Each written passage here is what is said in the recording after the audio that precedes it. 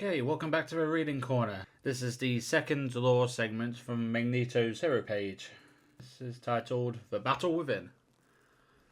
Magneto hovered high above the nation of Krakoa. He had lived through more than his fair share of wars, but as he gazed down at the mutant homeland below, he could barely begin to comprehend the full scope of the horrors unfolding on his own sovereign soil. Still, it was not as if he hadn't seen this coming. When Emma Frost had first approached the Quiet Council with the idea of reviving the Hellfire Gala in the futuristic era that mutant kind now called home, Magneto immediately voiced his reservations. He feared that some unknown force might try to take advantage of his people's hospitality to further their anti-mutant agenda. With all eyes on their emerging nation, he knew they would have to tread extremely carefully. Still, he gave Emma his vote and let the plans move forward, holding on to faith that he and his fellow X-Men would be able to take on any threat this new world could throw at him. What he failed to realise was that the biggest threat to Krakoa wouldn't come from Earth, at least not directly. After the gala began, the Krakoan gateways, which offered mutants instant access to the island from various strategic points across the universe, were somehow hijacked by an invading army of artificial lifeforms led by the antagonistic android Ultron. As far as Magneto could tell from the mechanical madman's rantings, this version of Ultron had been built on Earth decades ago, but had subsequently been banished to the stars by the Avengers. Now something had summoned Ultron back home. We know who. And he was determined to assimilate Earth in his growing cosmic empire during his visit. Krakoa was just another stop on his world domination tour, but if Magneto and his allies banded together and stopped Ultron now, it could very well be his last.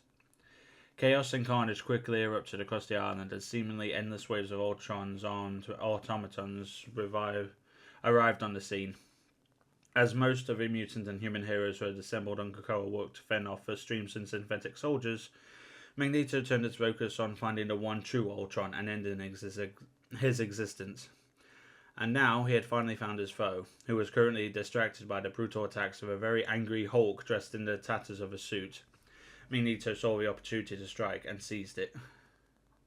"No more, Ultron!" Magneto shouted as he rose into the air in a wave of magnetic force. "Krakoa is a free nation, and you shall not take it from us!" Ultron didn't even bother to turn and look at Magneto. Instead, he dispatched dozens of his drones to attack the mutant leader. But with just a wave of his hand, Magneto crumpled the legion of robotic soldiers into tiny spheres of scrap that rained down upon Krakoa's lush surface. Magneto would not be insulted further by entertaining Ultron's puppet soldiers. He wished to face the true threat head on. He generated a massive sphere of magnetic energy between his hands, ready to unleash it at Ultron. "Consider this battle!" Before the mutant master of magnetism could release his energy wave and complete his declaration of victory, he was unexpectedly hit with a powerful blast that seared a hole straight through his reforged armour. It seemed that Ultron knew the threat Magneto posed after all, swiftly and silently removing his foe from the game board. As his body plummeted to the ground below, Magneto knew his battle was nearly over. "Magneto!" Captain America yelled, racing over to aid his fallen mutant ally. "Hang on, soldier. We didn't both survive World War II only to be taken down by some rusty pile of..." The captain stopped himself suddenly. He had seen countless allies fall on the field of battle over years in service, so he knew a fatal wound when he saw one. Magneto wouldn't last much longer. "Do not fret, Captain," Magneto said, a strangely reassuring tone in his voice. "I have died many times before, and this won't be the last." As Captain America held Magneto in his arms, the mutant leader's vision began to fade from red, white, and blue to a deep black. Many humans believe that a person's entire life flashes before their eyes in the seconds before their death, but the mutants of Krakoa know otherwise. For them, their entire lives, every memory, every moment, flashes before their eyes in the seconds before their rebirth. This is a side effect of the resurrection protocols, a process in which a full scan of their minds is downloaded from Cerebro into a brand new body grown in the Krakoan hatchery. It is a delicate process, but one that has given countless mutants another chance at life. And today, that chance belonged to Magneto. After what somehow seemed like both a split second and an eternity, the black cover void gave way to a blinding display of memories. Magneto saw his life as a young boy in Europe, his days as a prisoner in a concentration camp, the unexpected discovery of his mutant powers, his first meeting with Charles Xavier, the countless battles he fought for mutant supremacy and, eventually, equality.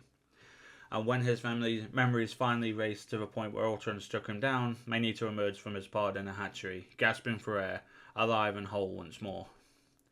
Without a word or a moment of hesitation, Magneto used his powers to call forth the metallic elements buried in the Krakoan soil, fashioning himself a new suit of armour far more durable than his last. Then he exited the hatchery and headed to find Ultron. It would be easier to locate the villain this time, as Magneto had sensed a strange, otherworldly element in the alloy that covered the exterior of Ultron's frame. He honed in on that unique metallic signature and followed it to the heart of Krakoa, where he found Ultron swiftly approaching. "Curious," Ultron said upon seeing Magneto alive and well. "I thought your life signs had been extinguished. When I detected your biosignature suddenly return at another location, I had to investigate the anomaly." "I am no anomaly," Magneto replied, hurling long spears of reshaped scrap metal towards Ultron at furious speed. "Like so many of my mutant brethren, I have simply been reborn." "And you will be reborn once more," Ultron said, his devilish grin growing in the darkness of the Krakoan jungle. "This time in my image." Expecting a physical attack, Magneto erected an enormous metal shield in front of his body to protect himself from harm. But this time, Ultron released a cloud of techno-organic nanobots that swiftly navigated past Magneto's shield and surrounded the mutant's helmeted head. Magneto had already inhaled thousands of microscopic machines before he could even think to create an electromagnetic aura around his body to repel them. Mere moments later, Magneto could already hear Ultron's voice buzzing inside his head. "Could this be?" Ultron said, his mind linked with Magneto's 5 nanobots neural network. "Do you mutants truly have a machine capable of resurrection? A way of growing powerful new bodies and downloading your consciousness into them? I simply must give it a test run." Magneto fought past the pain of his body's techno-organic invaders and reached out towards Ultron with all his magnetic might. That much force should have instantly ripped Ultron asunder, but the sinister core of his body barely bent. "The techno-organic virus I infected you with is programmed to prevent you from doing any harm to me," Ultron gloated. "But even if it weren't, your powers would have little effect. My current form is forged in Mysterium. I've found it to be nearly immune to this planet's basic laws of nature and physics. Still, as impressive as that is, I can't help but wonder what my next body will be capable of. I have a feeling we'll find out soon enough." With that, Ultron departed, heading towards the cradle where Cerebro was stored. Magneto tried to give chase, but found himself locked in a new war, one with his very own body. The machines in his bloodstream were swiftly replicating and seizing control. Because of their unique alien techno-organic composition, they contained almost no trace of magnetic metals, which meant that Magneto could not expel them from his body. A body they were claiming more and more of with each passing second. For a moment, Magneto considered using his powers to impale himself on a mental pike, strategically triggering the resurrection protocols against so that he could be reborn in a body free of the virus. But if Ultron managed to get his hands on Cerebro, it could disrupt the entire process, making Magneto's next death, and the death of every other mutant, far more permanent. Instead, Magneto decided to forge ahead, struggling to make his way out of the dense jungle. Eventually, he found himself at the foot of a statue built in honor of Charles Xavier, the founder of the X-Men and one of the driving forces behind the great nation of Krakoa. Magneto caught a glimpse of his reflection in the plaque at the statue's base. Nearly half his body had already been converted into techno-organic matter by the virus, and it was spreading fast. Magneto gazed up at the larger-than-life figure of his old friend and thought back to the many years they had spent together, both as enemies and as allies. "Charles," Magneto struggled to say, "is this how the dream dies?" "No," a familiar voice responded inside Magneto's brain. "Not like this. Not today." Magneto didn't know if he was hallucinating, reliving a distant memory, or actually communicating with a long-lost friend. But it didn't matter. Hearing Charles's voice in his head once more gave him the strength needed to turn the tide of the battle within himself. Magneto knew he couldn't take control of the nanobots that had flooded his bloodstream, but he could take control of the bloodstream itself, thanks to the ion in his hemoglobin of his red blood cells. If he could consciously slow his blood flow, he could halt the techno-organic virus's advance.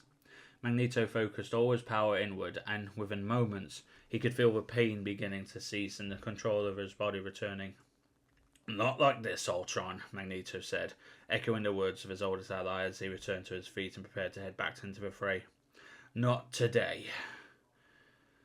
Oh, that was an interesting lore segment. Okay. Two little bits of answering. Yeah, we know why Ultron came here. Previous lore segments has revealed that Doom's machinations to erase Ultron from existence led to Ultron tracking him back and bringing him here. And obviously, according to basically, witnessing Magneto use the resurrection protocols essentially is what alerted Ultron that the resurrection protocols exist. Hence why he suddenly switched objective and went to Cerebro, the Cradle.